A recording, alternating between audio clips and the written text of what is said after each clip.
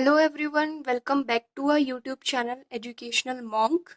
So in this video lecture we are starting with the chapter 6 of class 10th, that is life processes.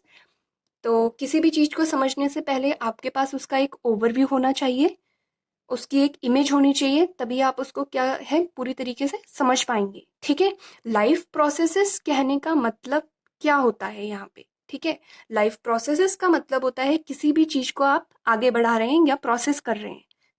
ऐसे ही living organism जितने भी होते हैं उनको क्या चाहिए होता है, मेंटेनेंस चाहिए होता है। So the maintenance of the living organism while moving, resting और sleeping, this process is known as life processes. ठीक है, लाइफ को सस्टेन करने के लिए मेंटेनेंस की बहुत ज्यादा जरूरत होती है, तो इसे हम बोलते हैं लाइफ प्रोसेसेस। ठीक है, इसमें बहुत सी चीजें आ जाती हैं, जैसे कि मूविंग, अगर आप कहीं पे मूव कर रहे हैं, चल रहे हैं, तो आप बॉडी की फंक्शनिंग कर रहे हैं। ठीक है, रेस्ट कर रहे हैं यानी कि थके हुए हैं तो आप रेस्ट कर रहे हैं, सो रहे हैं, उसमें भी बॉडी क्या होती है, मेंटेनेंस होती है बॉडी की। उसके बाद लाइफ प्रोसेसेस जो होती हैं उसमें मेनली 4 जो होती हैं एसेंशियल इसके टाइप्स होते हैं, जिसके थ्रू लाइफ प्रोसेस होती है, यानी कि ग्रोथ होती है किसी भी ऑर्गेनिज्म की, आप कह सकते हैं। पहला होता है न्यूट्रिशन। ठीक है, खाना, जिसमें आप खाना खाते हैं, न्यूट्रिशन जो आप बॉडी को देते हैं। फिर दूसरा होता है रेस्पिरेशन, जो आप सांसें लेते हैं, उसके थ्रू भी क्या होती है, लाइफ प्रोसेस होती है। थर्ड होता है सर्कुलेशन। ठीक है, आपकी बॉडी में ब्लड फ्लो हो रहा है और ऑक्सीजन की जो सप्लाई होती है कैसे सर्कुलेट होती है, सर्कुलेशन थर्ड टर्म हो गई। फोर्थ में देखते हैं एक्सक्रीशन। ठीक है, जितना भी वेस्ट प्रोडक्ट होता है वो हम क्या करते हैं, बॉडी से एक्सक्रीट आउट करते हैं। तो फोर्थ जो पॉइंट है वो है एक्सक्रीशन का।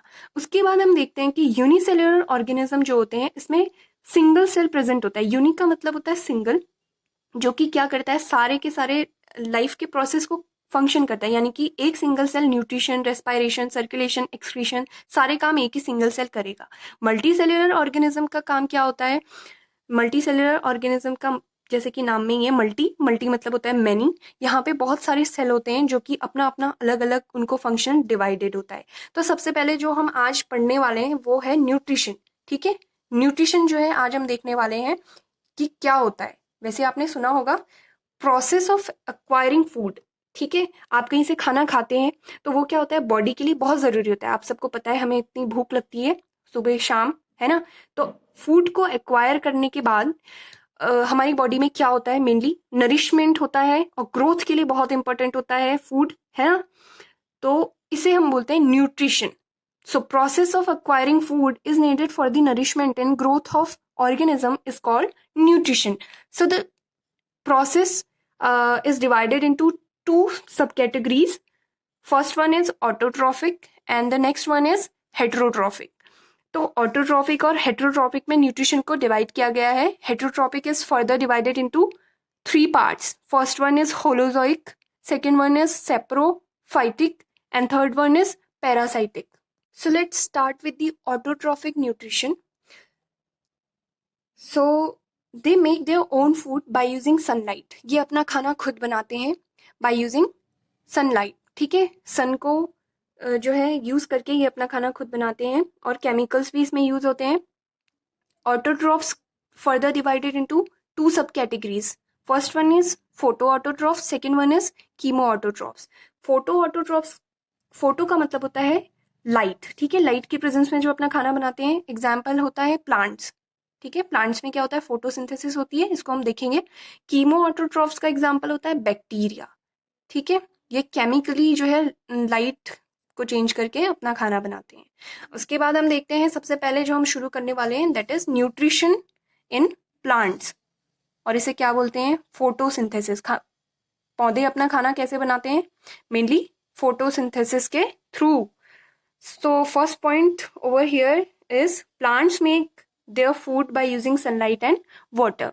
ठीक है, ये चीज हम 7th 8th क्लास से पढ़ते आ रहे हैं कि पौधे, पेड़ पौधे जो है अपना खाना खुद बनाते हैं। They are autotrophs and they use sunlight and water to make their food.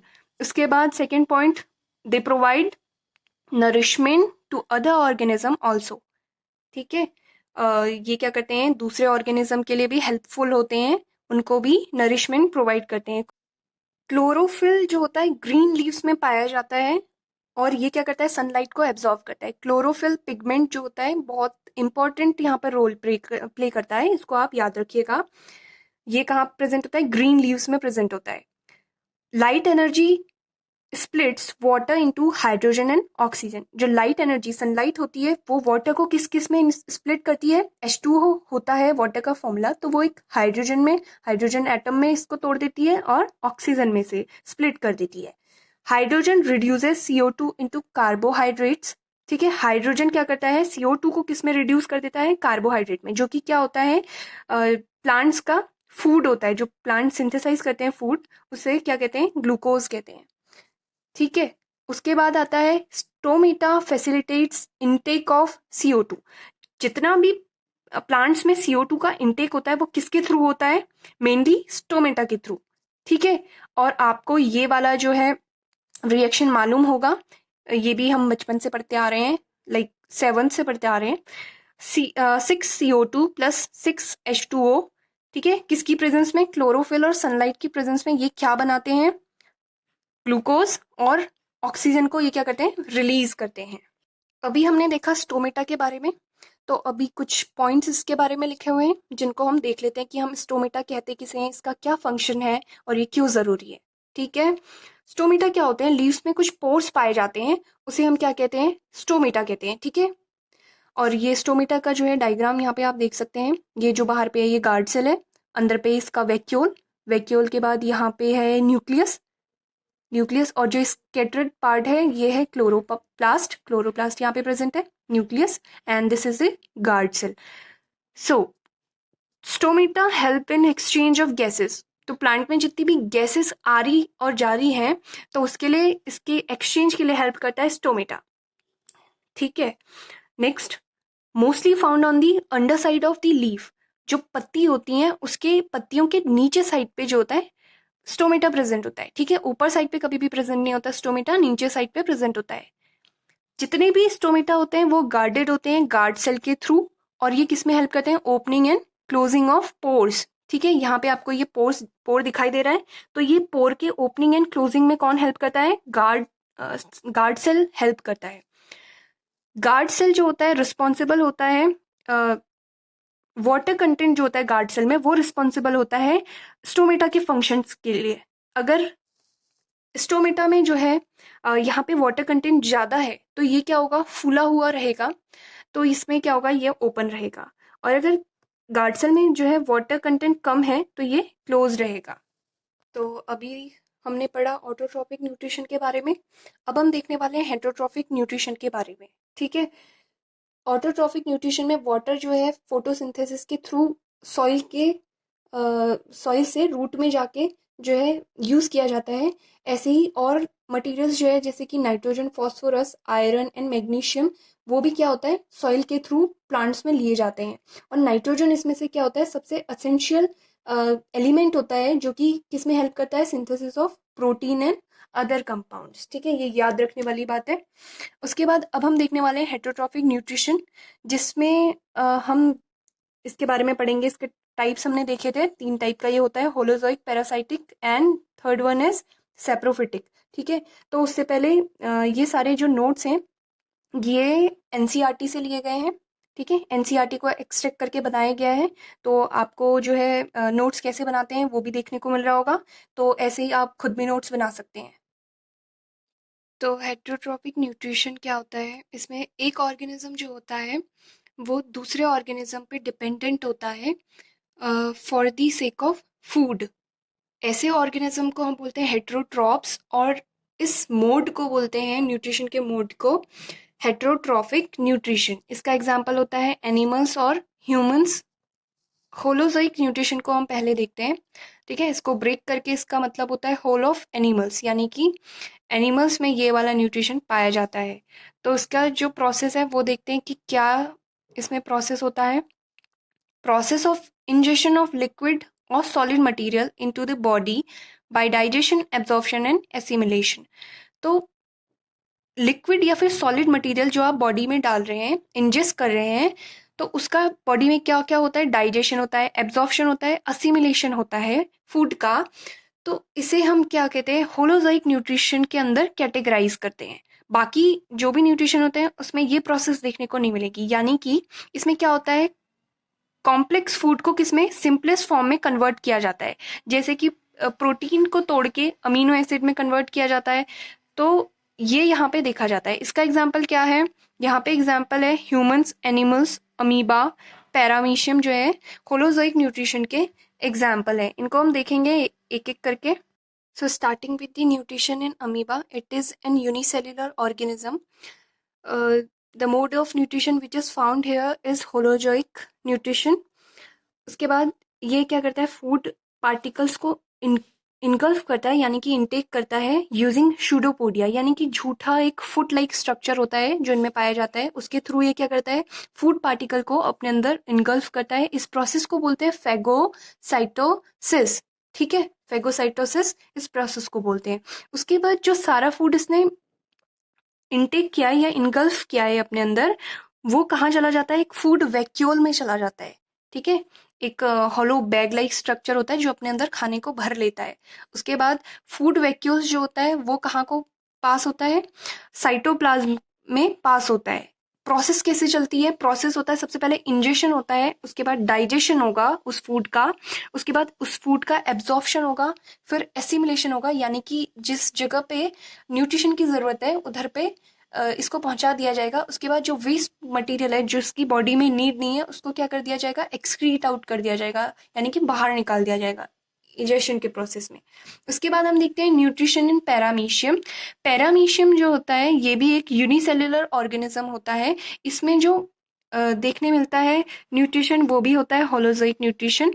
इसके पास सीलिया होते हैं जिसके थ्रू ये फूड को इनगल्फ करता है थ्रू दी ओरल ग्रूव। एक गड्ढा सा होता है जिसके थ्रू ये सारे फूड को क्या करता है, अपने अंदर खींच लेता है।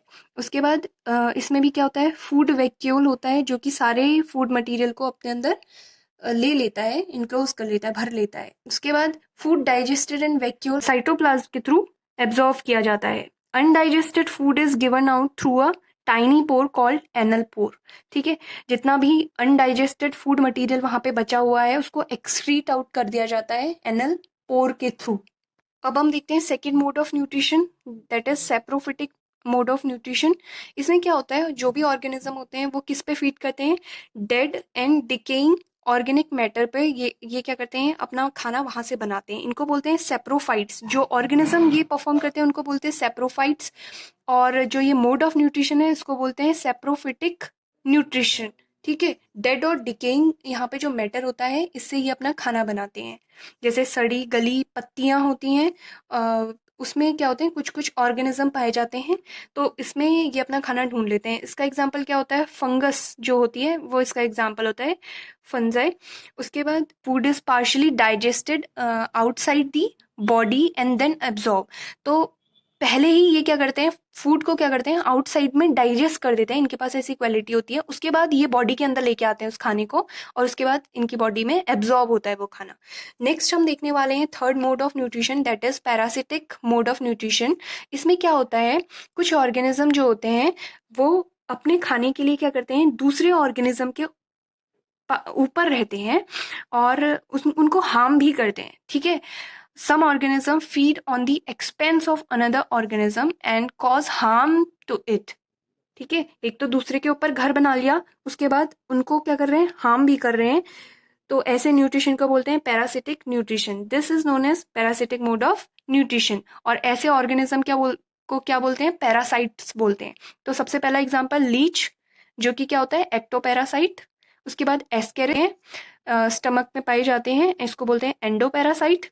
कस्कुटा एक होता है प्लांट, जिसे भी क्या बोलते हैं, पैरासिटिक प्लांट बोलते हैं। ये किसी और प्लांट के ऊपर क्या होता है, अपना को ग्रो कर लेता है, तो इसको वो बोलते हैं parasitic plant.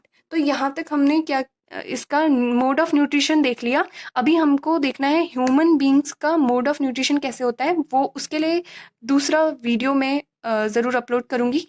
So stay tune for the next video and hope you like it.